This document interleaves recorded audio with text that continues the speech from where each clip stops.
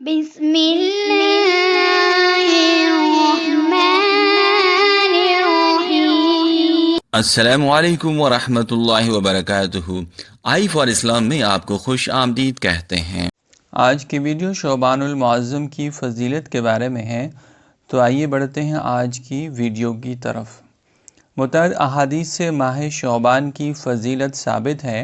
حضرت عائشہ صدیقہ رضی اللہ تعالی عنہا فرماتی ہیں کہ جناب رسول اللہ صلی اللہ علیہ وسلم جس قدر اہتمام شعبان کے چاند دیکھنے کا فرماتے، اس قدر دوسرے مہینوں کا نہیں فرماتے تھے، اور آپ صلی اللہ علیہ وسلم اس مہینے میں کثرت سے روزے رکھتے تھے۔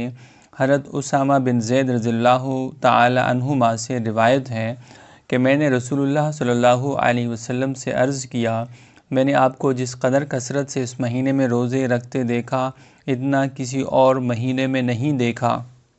آپ صلی اللہ علیہ وسلم نے فرمایا، رجب اور رمضان کے درمیان ایک عظمت والا مہینہ ہے جس سے لوگ غافل ہیں، اور اس مہینے میں لوگوں کے اعمال اللہ رب العزت کے حضور پیش کیے جاتے ہیں، اور مجھے یہ بات پسند ہے کہ میرے اعمال اس حالت میں پیش ہوں کہ میں روزے سے ہوں۔ اس مہینے کی فضیلت کی ایک وجہ یہ بھی ہے کہ اس میں 15 شعبان کی مبارک رات آتی ہے۔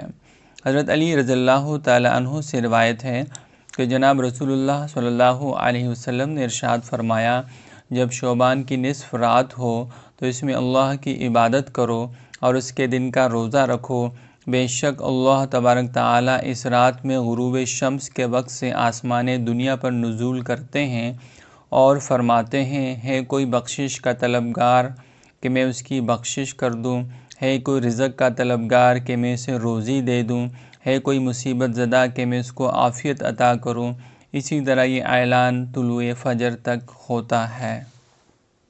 نیز جب رجب کا مہینہ شروع ہوتا ہے تو جناب رسول اللہ صلی اللہ علیہ وسلم یہ دعا فرمایا کرتے تھے، اللہم بارک لنا فی رجب و شعبان و بلغنا رمضان۔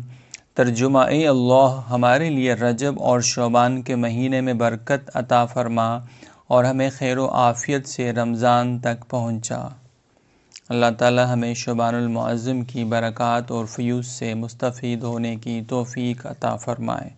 دارالافتاء جامع علوم اسلامیہ، علامہ محمد یوسف بنوری، ٹاؤن کراچی۔ ملتے ہیں نئی ویڈیو میں، تب تک کے لیے السلام علیکم ورحمۃ اللہ وبرکاتہ۔ جاتے جاتے چھوٹی سی گزارش کہ ویڈیو کو لائک اور شیئر کریں، چینل کو سبسکرائب کریں۔ جزاکم اللہ۔